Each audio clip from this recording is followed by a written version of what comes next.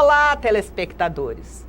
Caros internautas, Cláudia de Bulhões novamente com vocês.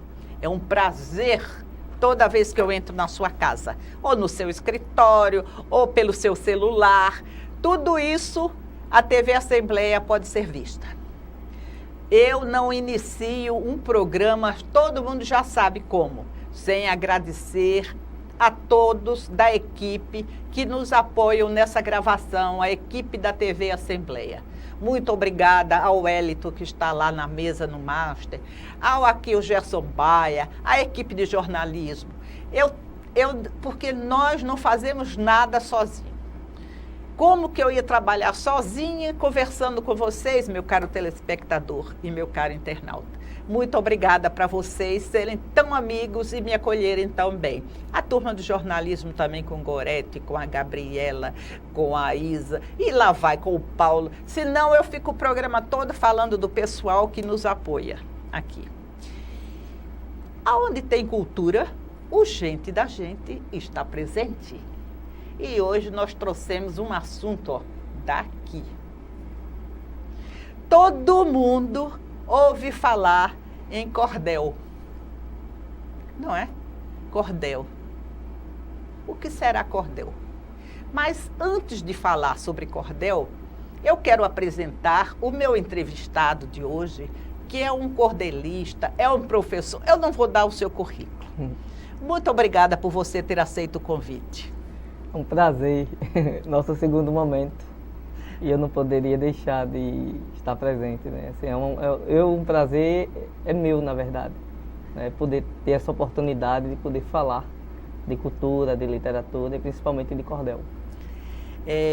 Uma das pessoas mais cultas que eu conheço, mais intelectualizadas, é o Cristiano Crico, é este aqui. Aí eu pergunto a você, aquela pergunta que o entrevistado fica todo, como diz o nordestino, aperreado. Cristiano Crico, quem é você? Eita! É a segunda vez, né? É a segunda vez. É uma pergunta clássica, né, essa pergunta, porque é uma pergunta que remete também à filosofia, né? E remete também a buscar, né, quem somos nós, porque uma vez que uma pergunta dessa é feita, precisa que também a gente pergunte quem somos nós, né? De onde viemos, para onde viemos, essa é a grande questão. Então, hoje eu estou articulador de ensino da Escola Frânio Lages, no CEPA. Continuo fazendo as oficinas de cordel, desde 2003, elas vêm cessantes, assim, o ano todo. Não lembro a quantidade de ter feito, de quantas oficinas fiz este ano, mas foram várias, né? Várias escolas. E dizer quem sou acredito que é muito difícil, porque assim, ora eu escrevo poemas em versos livres, ora eu escrevo poemas em versos rimados.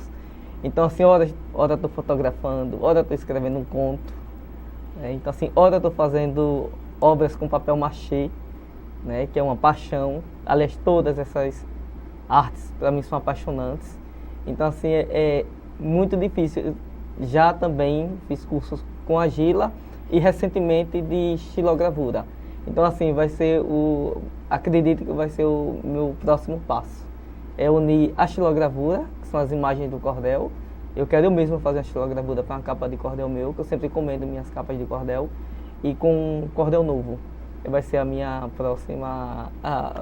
Esse eu não quero perder o lançamento. Porque você vai fazer a capa, que é a xilogravura, não é? E vai escrever o cordel. Também. Agora eu queria que você dissesse, porque isso tudo você trabalha, mas você é professor. Sou professor de filosofia do ensino médio, da rede estadual, e nas horas vagas ou, né, nas horas que eu tenho tempo livre, eu vou às escolas da oficina. Né? Recentemente fui em 3 ou foram 4. E fiz também no Museu Brandão, que foi parte da programação da cultura popular, que o mês de agosto, né? Ele é o mês que é considerado, e é um mês onde acho que a cultura ela tem uma evidência maior, principalmente a popular, aqui no estado, é bem eficaz. E o museu retomou essas atividades, né? E assim, parabéns para toda a equipe do museu, na pessoa do professor Dr. José Acioli Filho, quem me convidou. O ano passado eu também estive lá, né? E segundo a Madalena, já vou na 3ª oficina. Olha. Dentro da programação do museu. Então, ensinar a escrever o cordel também é uma arte que me sensibiliza. Mas eu não quero que você fale nisso agora. Você fala que você ensina filosofia. Aí eu quero, junto com meus telespectadores e meus internautas, lhe perguntar, o que é a filosofia? Filosofia é uma busca incessante, né? Os nossos questionamentos, né, relacionados à vida, ao mundo, ao outro. Quando você abriu o programa e disse que não tem como você deixar de agradecer as pessoas, né, com as quais você partilha esses momentos, né, e disse quem era a equipe, citou nomes. Então isso é muito importante, porque reconhecer o outro nos nossos espaços, em outros espaços, né, saber o limite, né, e respeitar esses limites, né, lembrando que todos têm esse objetivo, né, de alcançar. Eu acho que pensar a filosofia é também pensar esses espaços. Interessante que um cordel que eu escrevi, que é o Gato no Porão, ele trata desse tema, porque eu trago a questão da utopia, né, um lugar possível onde todos possam ser felizes. E é isso que a gente busca. Aí, segundo Aristóteles, o nosso desenvolvimento, ele tendia à felicidade, né? A felicidade, ela seria justamente essa busca. Já que nós estamos filosofando, aí eu pergunto, o que é a felicidade? Felicidade. Crico, você hoje está sofrendo. O que é a felicidade? Eu estou conversando com o meu telespectador como filósofo, então eu tenho que filosofar junto a ele. A felicidade, segundo Epicuro, ela está agregada ao prazer. Mas o prazer no sentido de você também saber, de uma certa forma, rever alguns pontos que são positivos e outros negativos. E em cima desses pontos positivos é que você pode direcionar, né, uma vez que aquele prazer ele tem que ser pensado, ele tem que ser refletido, né? E aí é onde reside, acho que não só mas acho que os grandes mistérios. Então a felicidade ela se encontra nesse meio termo, inclusive para Aristóteles, né? E tem um detalhe. Que é o que ele chama de a ética do meio termo. A ética do meio. E tem um detalhe também. O que é felicidade para mim pode não ser para você. Mas podemos buscar. Sim, mas eu estou dizendo assim, o meu ponto do aristotélico, né, eu não tenho base para discutir com você, mas o meu ponto assim, da minha felicidade, é isso que eu quero dizer assim, pode não ser a mesma felicidade para você. Sem dúvida. É isso que eu quero dizer. Sem dúvida. E eu acho interessante, eu ia retomar a fala, né, assim, porque se fôssemos partir de um ponto de vista único, em busca dessa felicidade, então estaríamos num espaço comum, né? Então, assim, buscar dentro do que o mundo oferece, que é uma variedade de pensamentos, de correntes filosóficas, né? Então, assim, você tentar buscar diante dessas oportunidades, dessas visões de mundo, algo que você consiga ver como norte de chegar, acho que isso é importante. Ou mesmo ver como um momento, né? Por exemplo, esse momento aqui é um momento de felicidade, acredito. Muito obrigada por estar partilhando seu momento de felicidade, não é? E assim, justamente, acho que todo momento a gente deveria vermos como um momento de ser feliz, né? Porque é aquele momento que a gente está vivendo, é aquele momento que ele está existindo, independente do que aconteça, não é? É você quem faz aquele momento, você escolhe. Aí, como é que seus alunos do ensino médio, eles reagem quando você fala essas coisas bonitas? Existe, né? Claro, e aí, que bom que existe esses conceitos diferenciados, né? Porque cada um vai falar de acordo com a sua vivência. Mas o debate ele é sempre possível, E ele é interessante dentro de uma sala de aula. Uma sala de aula que não tem debate, né? Ela é uma sala que não é produtiva. Ela é morta, então, né? Então, o debate deve existir, né? Independente de posicionamento. Mas ele deve existir. E cada um, acredito, que deve respeitar a opinião do outro, mesmo que você não aceite. E a filosofia, ela propõe, né? Através dos questionamentos, que esses debates sejam feitos. E os seus alunos debatem assim, eu quero dizer, porque se fala tão mal de aluno hoje em dia, não é? De escola pública, eles debatem assim, vamos dizer assim, eles dialogam, eles respeitam um a outra. Quando se trata desse debate sobre o existencialismo, sobre o existir. Aquela questão, né? Assim, o professor, ele é o facilitador. Então, naquele momento, ele é quem tem que direcionar a turma, dirigir a turma, para que não haja algo que venha, de uma certa forma, tirar a turma ou a sala de uma forma mais, como é que eu posso dizer? Amenizar os debates, não é? Amenizar no sentido assim, do estudante ter o seu espaço de falar, mas que também ele entenda que existe uma outra forma de respeite. pensar. E respeitar, nesse sentido. E eu acho, eu tenho um verdadeiro amor pelo Crico, pela maneira dele ser, porque ele é um filósofo, é um livre pensador e ele não voa. O que eu digo? Ele não voa, ele é produtivo. Porque você pode até me questionar, mas quando a gente ouve falar nos filósofos antigos, a gente tem a impressão que eles viviam assim só com os alunos atrás deles e eles conversando sobre a pedra filosofal, sobre o início, o sexo dos anjos. Era assim que os filósofos viviam e como sobreviviam. Eu vou até revelar aqui, né? Meu sonho sempre foi fazer jornalismo. E eu nunca pensei que ia fazer filosofia, assim, nunca passou pela minha cabeça. Mas como eu tinha tentado uns anos e não entrei, então assim, eu fui estudar, né, o que fazer, né? Já que eu não estava conseguindo entrar em jornalismo. E aí, comprei uma certa revista, né, na área, e de todos os cursos, eu me relacionei. Já que não era jornalismo, então eu escolhi fazer filosofia. Tinha filosofia, na UFAL só tem filosofia e licenciatura. Foi o que eu terminei. E daí, quando eu passei a estar dentro do curso, eu percebi o quanto eu gostava de filosofia. E assim, o quanto a filosofia, de uma certa forma, ela é apaixonante, mas ela é real.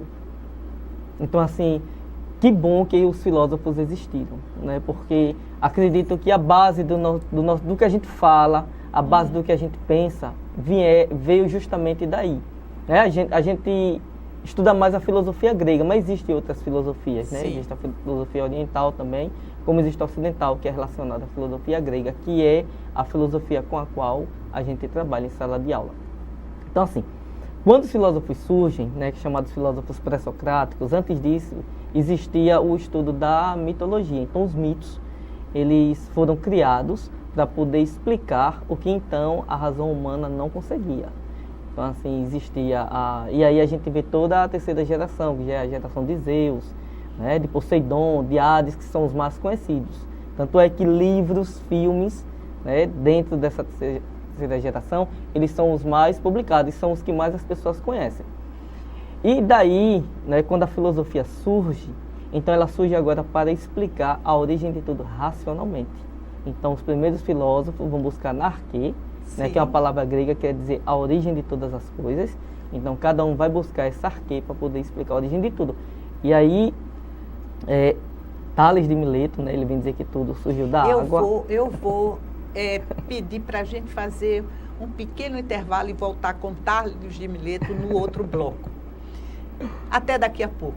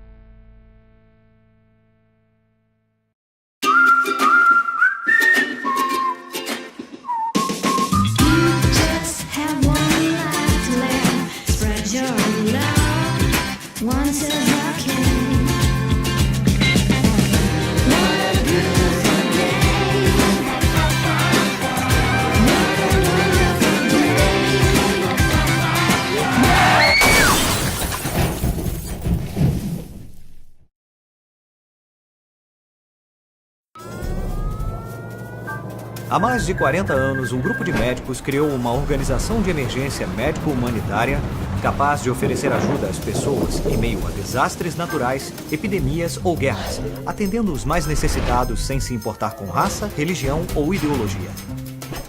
Hoje, Médicos Sem Fronteiras envia equipes totalmente preparadas para responder a emergências por todo o mundo.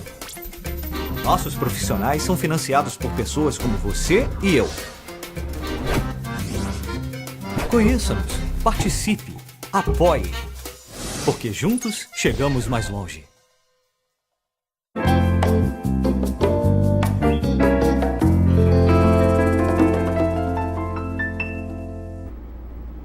Cláudia de Bulhões novamente na sua telinha. Quem é? Quem é que é tão conhecido por essa pose assim, só que sem a mesa na frente, né? É a escultura, né? O pensador de Rodin. Mas não ria, fale direito, ele está achando engraçado, porque ele disse que foi convidado para uma coisa e eu estou sabatinando ele em outra. Mas Cláudia de Bulhões é assim mesmo, eu quero tirar de quem sabe. Quem é? É o pensador, é a escultura, né?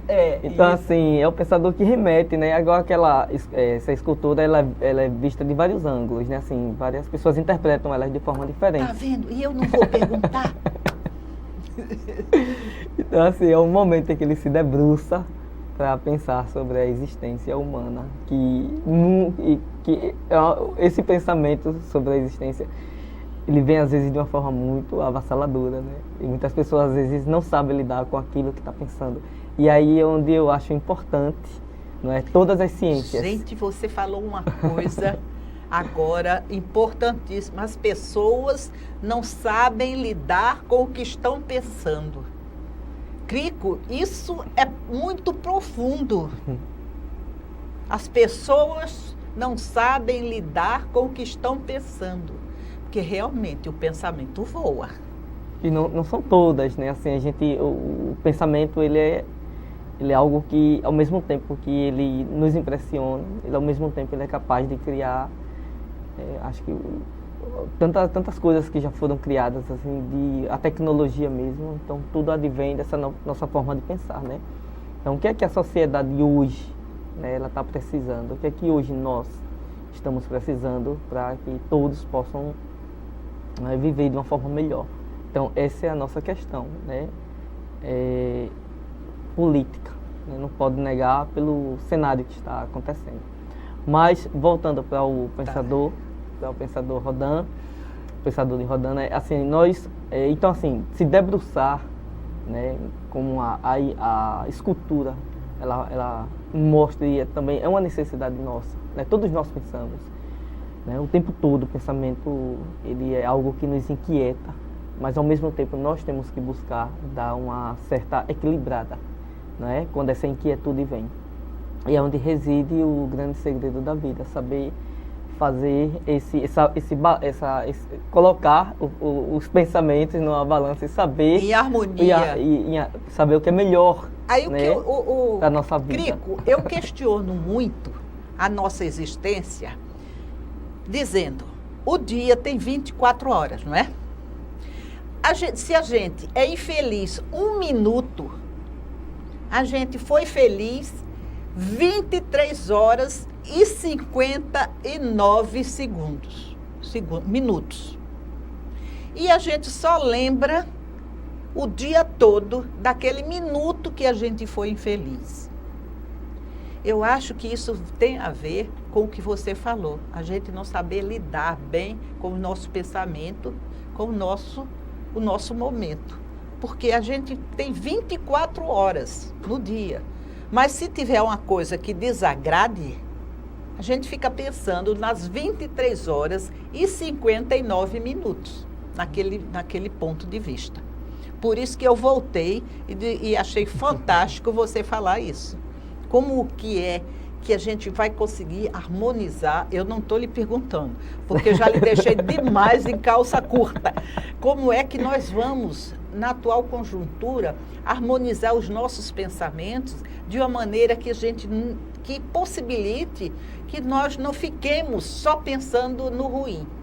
Aí eu não sei se é da filosofia, não sei se não, mas eu acho que isso é muito da educação judaica. Do ser humano, né? Mas a educação judaica é assim, ou você, a nossa mãe, no meu tempo, que não é o seu tempo, né? Ou morria ou matava. Como? Se fazia alguma coisa que não gostava, ela dizia assim, eu vou morrer, não é? Ou então dizia assim, eu vou lhe matar. Era dramático. E isso também é até para a gente dizer para os nossos telespectadores, né? Que tenham cuidado com o que falam para as crianças. Você, como educador, sabe disso. A criança é o que ela é em casa, o que ela ouve. A criança não mente, ela é acostumada a mentir. É difícil alguém nascer mentiroso. E você deve ver isso na sua sala de aula, todos os dias, como cada um é diferente um do outro. E isso é oriundo da educação doméstica. Porque por mais deseducação que haja, sempre há uma educação, uma maneira de ensinar. Concorda? É um desafio, né, diário que nós, professores, temos. Hoje eu estou afastado porque eu estou numa função chamada articulador de ensino.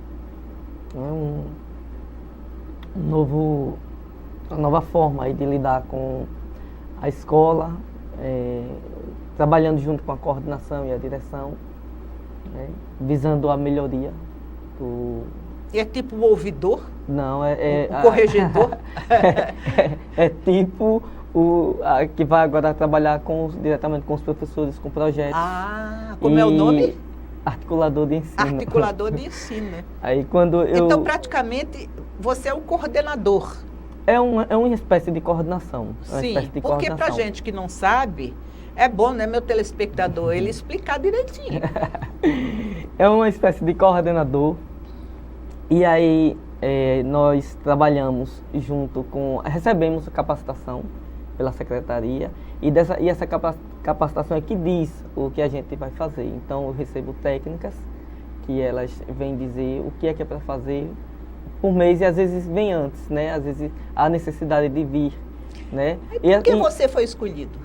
Não, porque foi uma seleção. Sim, eu sei. Uma seleção. Aí então... por que você foi escolhido? Eu deixo ele, coitado do Crico. Cristiano Crico.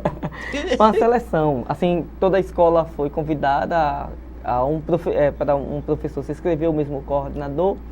E aí, lá na escola, só houve uma inscrição, que foi a minha. Né? E eu estou, nesse momento, como articulador. Então, assim, por exemplo, os índices. Né? A gente teve o primeiro IDEB agora da escola e é em cima desse IDEB que a gente agora vai traçar as outras metas.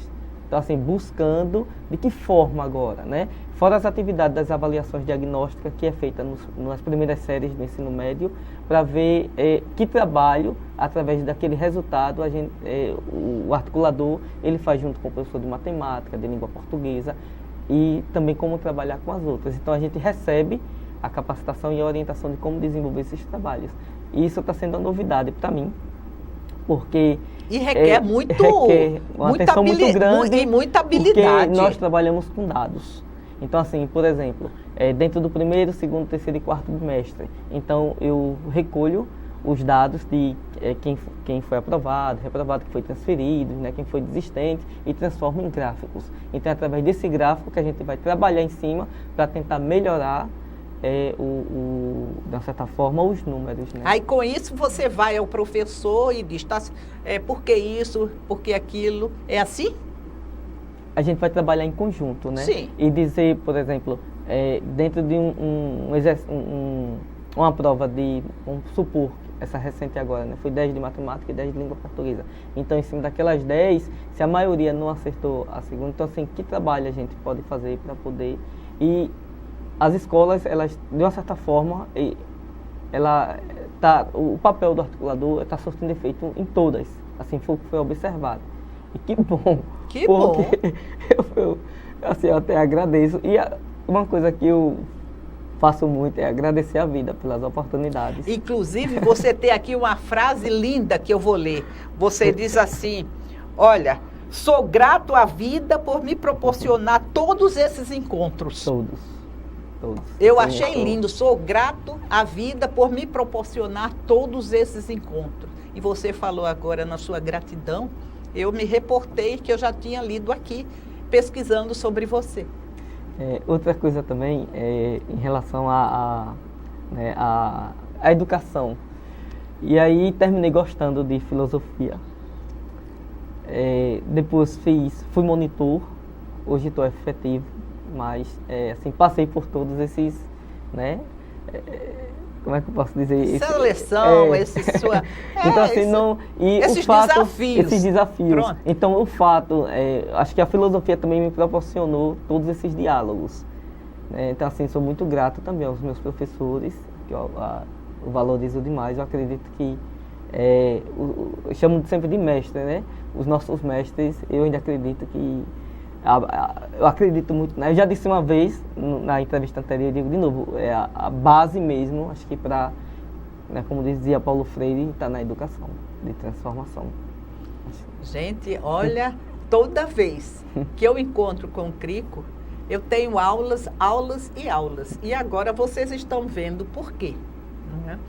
Ô, Crico, esse trabalho de ser articulador faz com que você deixe um pouco de ser filósofo, não? Ou não? Ele faz, porque assim, não sei até quando, né? Assim, não se sabe. A gente no momento, eu no momento estou articulador, mas outros já desistiram, né? Existem várias razões. Eu ainda continuo, mas isso não quer dizer que eu não possa também fazer um outro concurso ou que eu não posso ensinar em outro colégio. Certo. Né? Também tem o mestrado, que as pessoas me cobram muito. Não sou nem eu que me cobro. E as pessoas me questionam muito por que eu ainda não fiz o mestrado, só tenho especialização. É outra coisa também que... Aí voltei a estudar inglês e francês, né? Que eu sou apaixonado por essas duas línguas. E o francês porque eu estudo o filósofo Jean-Paul Sartre, que também é uma língua que eu gosto muito de estudar. Então, assim, tudo isso visando já paguei disciplina como aluno especial e, assim, espero que exista um momento para poder dizer, não, agora sim eu vou fazer o mestrado. Por enquanto, ainda não houve, mas existe a cobrança, né? Você tem que fazer. E eu tenho vontade também de fazer. Essa vontade ainda ela não chegou de uma forma que eu decidi, não, agora eu vou fazer. Ainda não, mas quando chegar, e eu espero que chegue. E aí seria o mestrado, assim, basicamente, porque eu acho que isso aí também entra a comunicação social, entra a psicologia social. E que na filosofia seria o mestrado em que área, mais ou menos? Se fosse dentro da filosofia, eu também não sei ainda se é de filosofia, literatura, eu fico me questionando se é os dois juntos, né? Que é possível, dentro da filosofia, você estudar algum pensador que também escreve literatura, como é o caso de Jean-Paul Sartre, filósofo que eu estudo, e também dentro da própria literatura, claro que eu vou ter que ter uma base filosófica para poder fundamentar um estudo, né? Então, assim, acredito que são dois caminhos de conhecimentos, aliás, todos os caminhos se entrelaçam, mas a gente tem que funilar para poder estudar. Então, acho que a filosofia e a literatura, ela é muito pertinente. Se completam, né? Muito pertinente na minha vida. Meu telespectador, vocês estão conhecendo, eu digo que ele é um cabeção. Vocês estão conhecendo Cristiano Crico mais profundamente. Até já.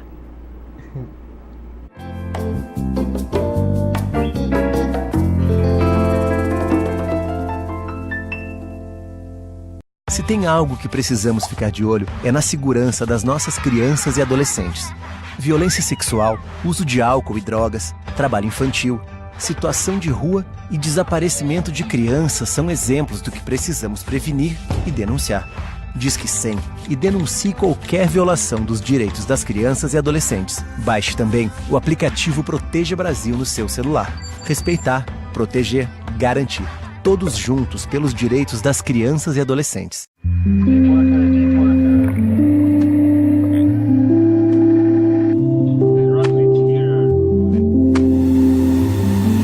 Caraca, é muito peixe. 2, 3, 4, 5, 6, 7, 8, 9.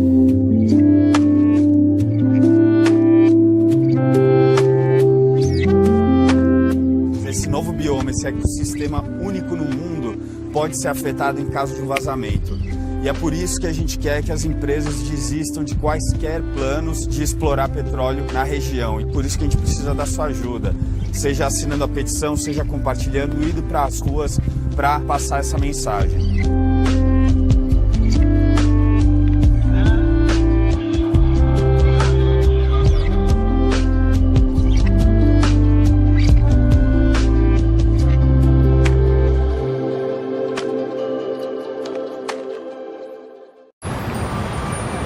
Quando fiquei sabendo que tinha tuberculose, imaginei, é o fim. Mas logo descobri, tuberculose tem cura. Se parar o tratamento, a doença pode voltar, mais forte. Família, amigos, profissionais de saúde, todos juntos contra a tuberculose. É bom saber que eu não estou sozinho. Em caso de tosse por mais de 3 semanas, procure uma unidade de saúde. Pode ser tuberculose e o tratamento precisa ser feito até o fim. Pelas leis da aerodinâmica, o besouro não pode voar. As asas são pequenas demais para o peso do seu corpo. E seu cérebro microscópico, incapaz de enfrentar a complexidade de um voo. Ainda assim, o besouro prova que o inexplicável, o difícil e o que parece improvável, muitas vezes acontece.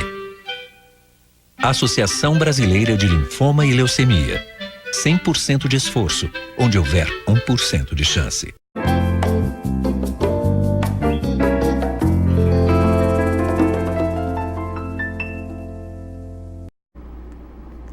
Meus telespectadores, meus caros internautas, vocês devem estar perguntando: ué, Cláudia de Bulhões, você no início disse que Cristiano Crico ia falar sobre cordel. E agora está crivando o entrevistado de perguntas sobre filosofia, sobre isso, sobre aquilo. Estamos chegando lá. Antes eu quero oferecer a você a 4ª revista, pode segurar, que ela é sua, a 4ª revista cultural Gente da Gente. Em breve, nós teremos a 5ª, viu, Cristiano? Você até demonstrou vontade de participar. Ela está muito linda, a revista, viu? Começamos pequenininho e hoje estamos um pouquinho maior. Ainda não estamos como queremos, mas não somos grandes e nem temos pressa. Porque já tivemos pressa. Essa é sua. Obrigado. Crico, para satisfazer o início da entrevista, que eu disse que eu ia conversar sobre cordel, o que é cordel? Cordel é uma palavra, na verdade, né, que é oriunda da forma como eles eram vendidos em Portugal, que era no barbante, nos cordões, né, daí o nome cordel. É o que lembrei, eles eram pendurados com pegadores de roupa. Aqui no Brasil, e é uma poesia rimada, né? Lembrando, né? E assim, existe uma estrutura, né? Que ela diferencia, existe a cestilha, que é de 6 versos, que na oficina é a que eu ensino as pessoas a escrever. Existe a setilha, que é de 7 versos, existe as décimas de cordel, que é com 10 versos, né? Que é esse modelo aqui. Do Flores de Mãe. Essa é de 10 versos, né, que foi uma homenagem que eu fiz uma exposição com fotografia de cordel e escrevi. Vou mostrar. Essa aqui foi sobre Flores de Mãe. Flores de Mãe. Daí foi em 2013, bonito. Em homenagem à minha mãe, saudosa aí, Dona Josefa. E foi a exposição no espaço do La Rosa, Mossoró. E a curadoria foi do Rodrigo Ambrosio, inclusive foi ele que fez esse encarte, né? Você trouxe mais cordéis aí. Sim.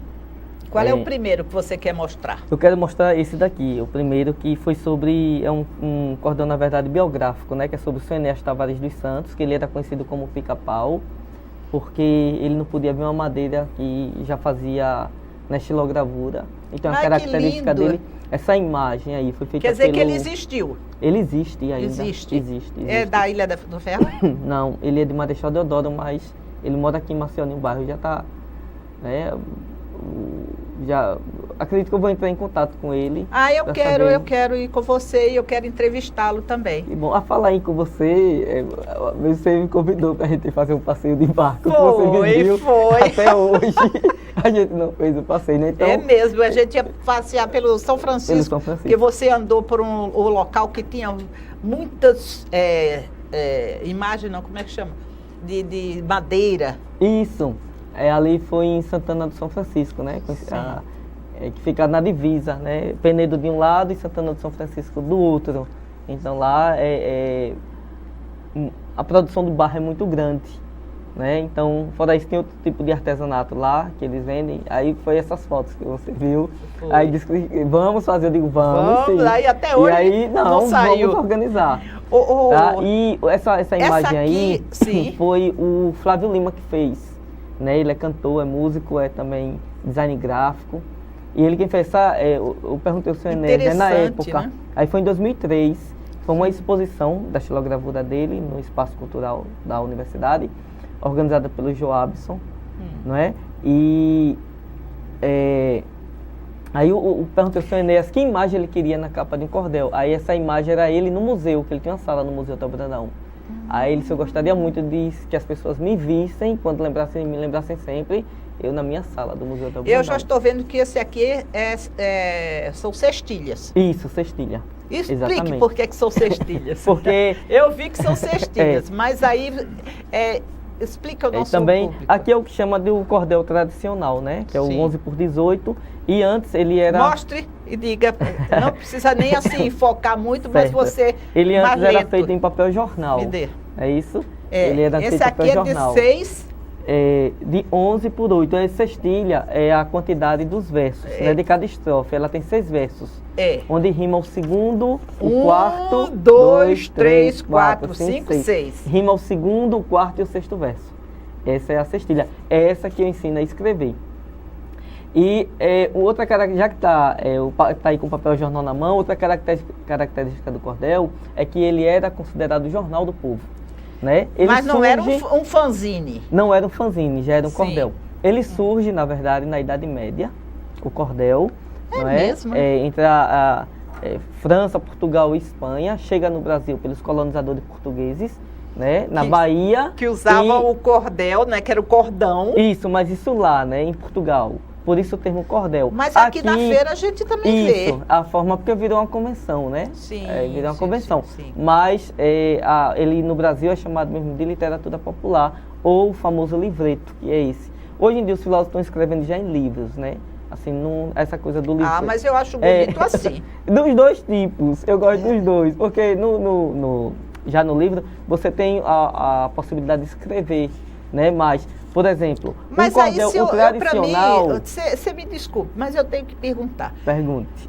Porque para mim o cordel era por se tratar desse tipo aqui. Isso. E se for para um livro, por que continua por cordel? Porque a essência da estrofe, ela permanece a mesma. Essa é a grande questão, né? Que as pessoas perguntam muito. Há aquele saudosismo, né, dos cordelistas que eram semi-analfabetos, que a gente via traços da oralidade na escrita, né, era como se escrevesse da forma que falasse. E as pessoas questionam muito porque hoje o cordel está sendo escrito por pessoas que têm acesso, né? A cultura, digamos assim, né? A informação é melhor do que cultura.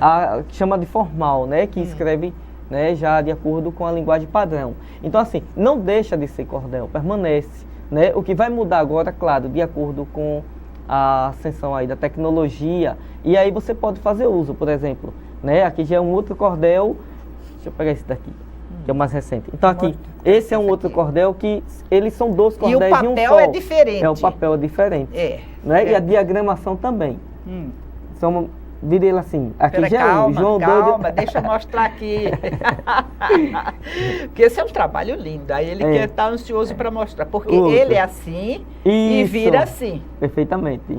Aí aqui é o Gato no Porão e outra é João Doido na Terra dos Normais. Essas 2 capas foram feitas pelo esse hoje, é o João Doido. João Doido na Terra dos Normais. Por que não tem... Olha, já ia a psicóloga.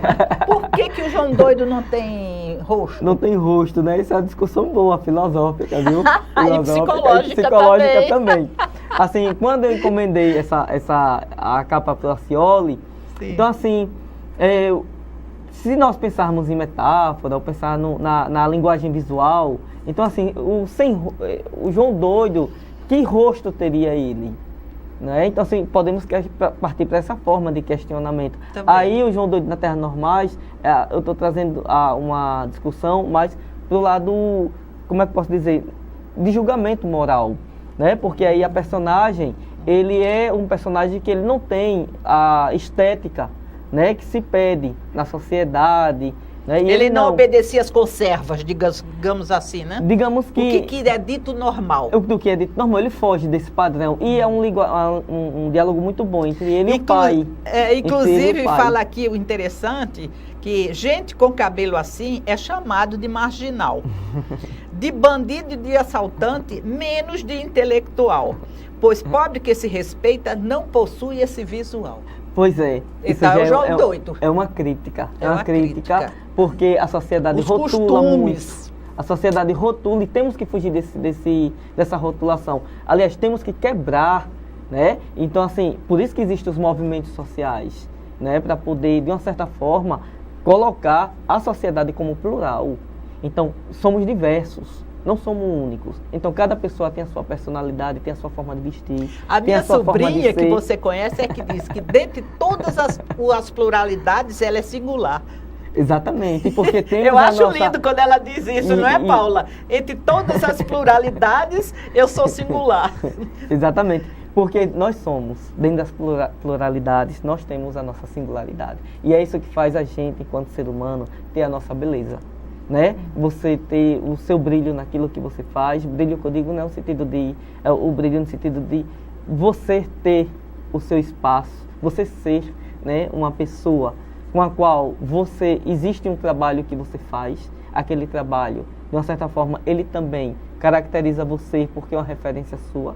Então, nesse sentido, existe toda uma singularidade. E os estudantes... Mas o João Doido... ele é um estudante. Tem uma coisa aqui.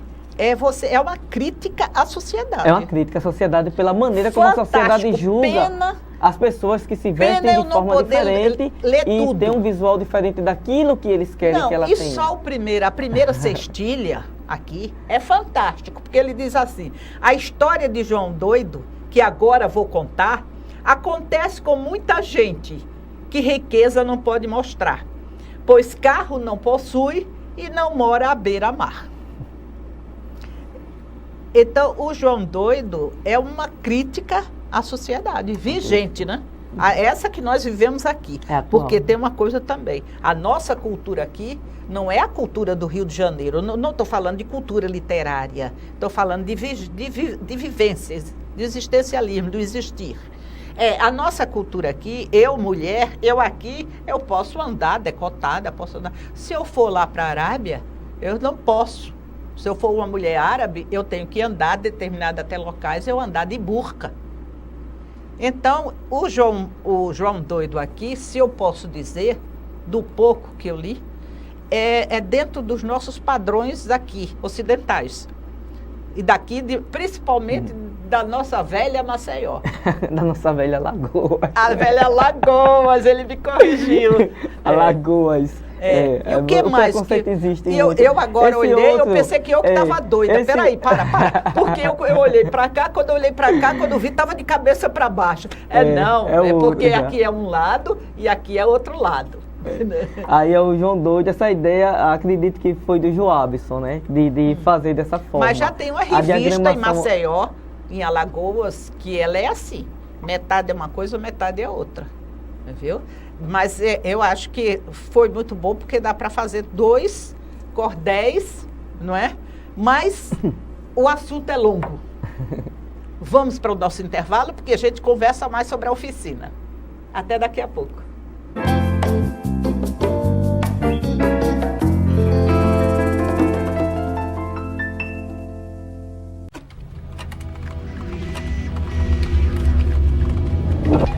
Todo cuidado é pouco na hora de enviar fotos, vídeos ou bater papo pela internet.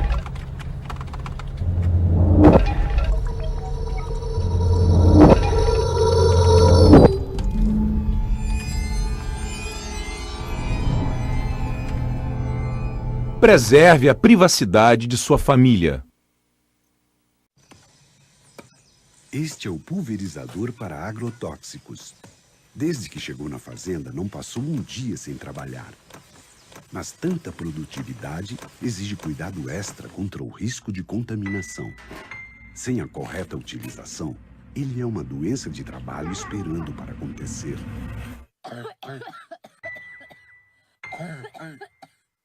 Programa Trabalho Seguro. A prevenção é o melhor caminho.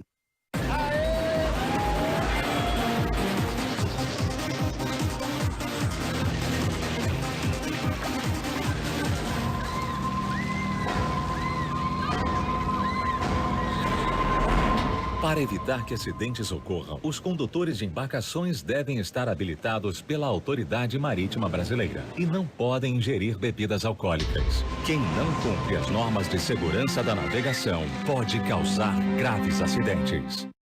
Tenho 22 anos e sou mãe de 4 filhos e perdi mais 2. O primeiro eu tive com 13 anos, foi muito difícil. Quer dizer, ainda é muito difícil criar tanto filho. Eu nem sei se a minha vida podia ter sido diferente. Nem deu tempo de saber. Se cuide. Filho não é brincadeira. Política Nacional de Planejamento Familiar. Ministério da Saúde. Brasil. Um país de todos.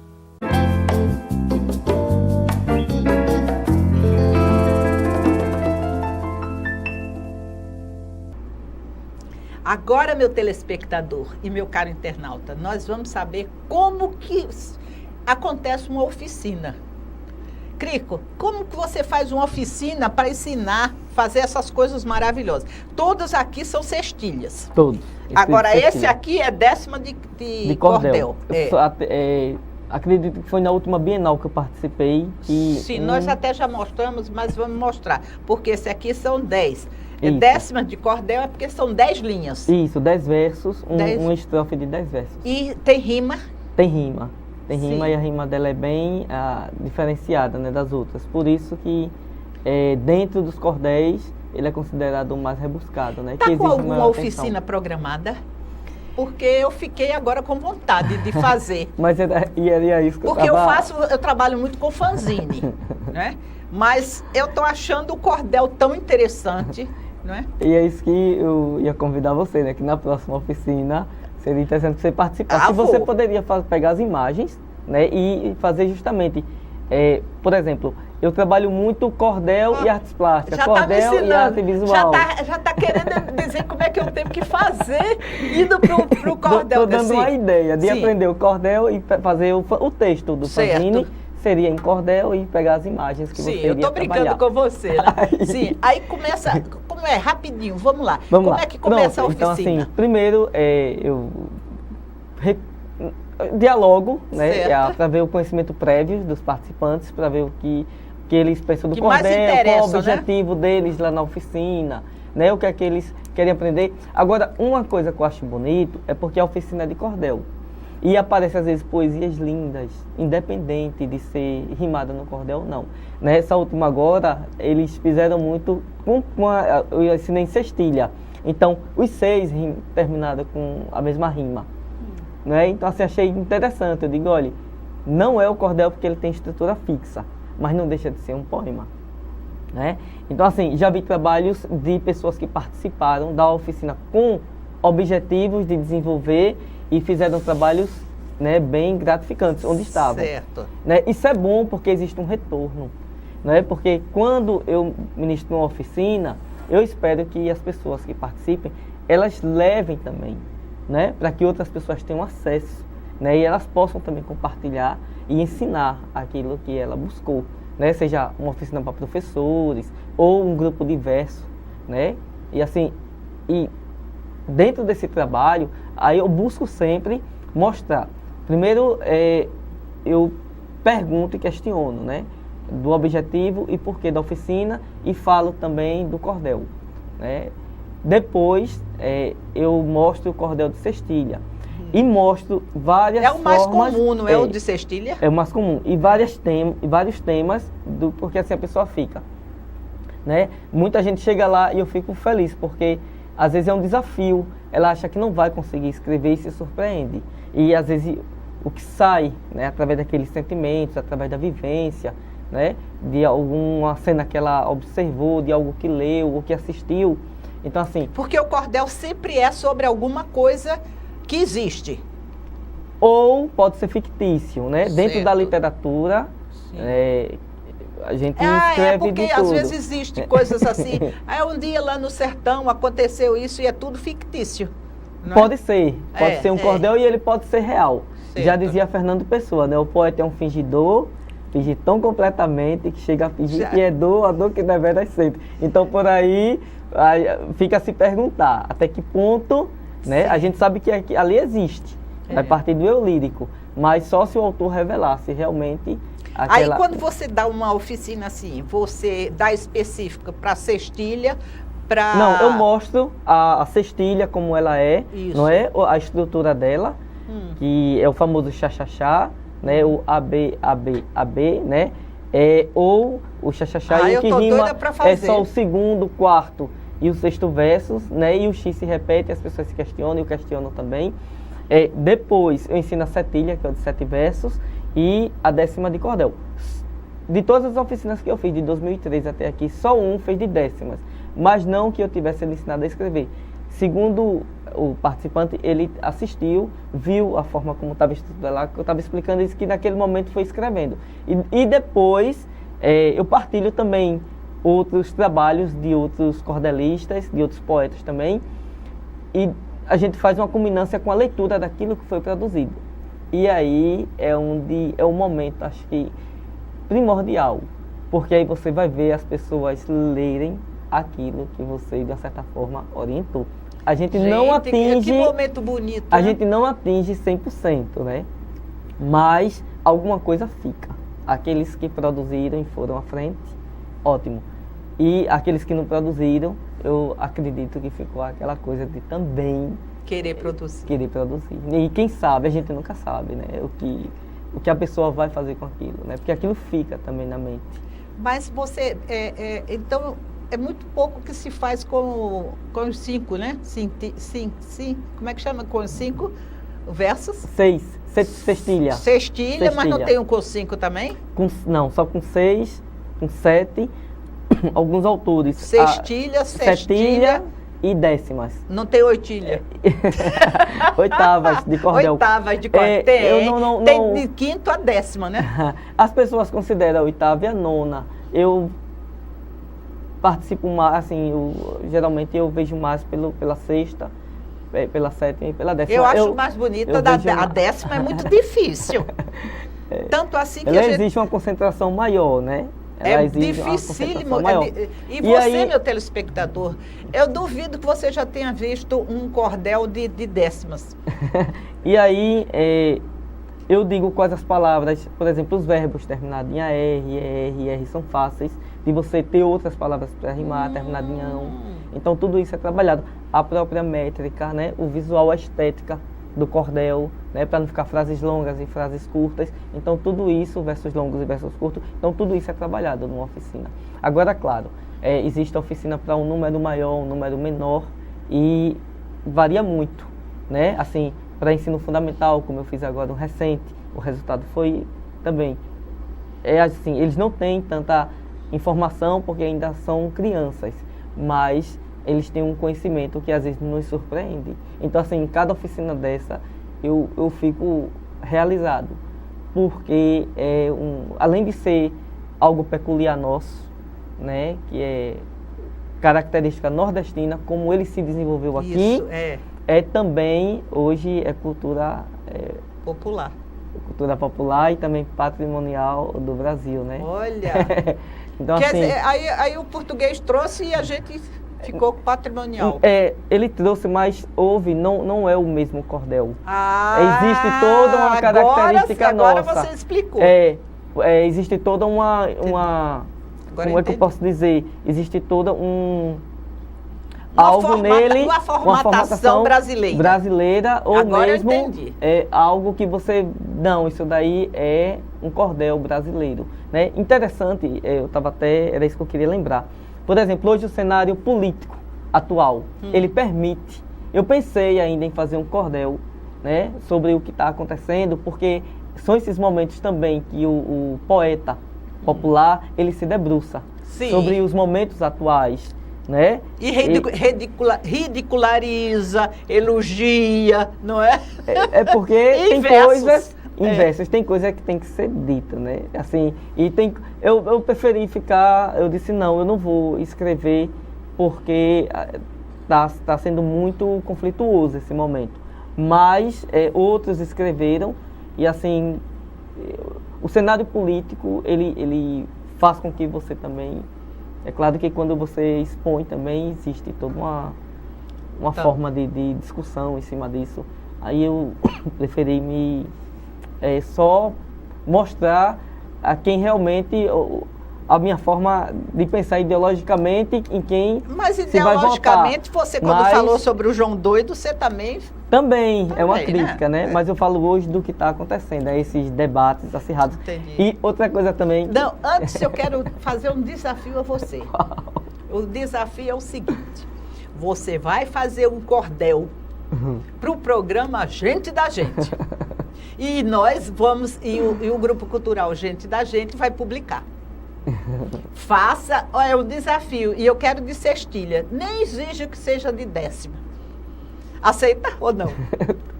Eu tô sendo filmado, tenho que aceitar. Essa não valeu não, eu tô sendo filmado. Esperto ele, né, meu telespectador? Esperto. Tá sendo gravado. Imagine se eu ia dar Então, assim, outra coisa também que tomou sem ser gravado, você aceita fazer um cordel? Aceita. Então agora, a gente vai... Diga. Na nossa viagem. Não. Na nossa viagem, vou tirar um momento, mas não me enrole não. Não me enrole não. Que você com essa promessa mesmo no ar, eu não lhe dou tempo não, viu? Tenha o tempo que quiser.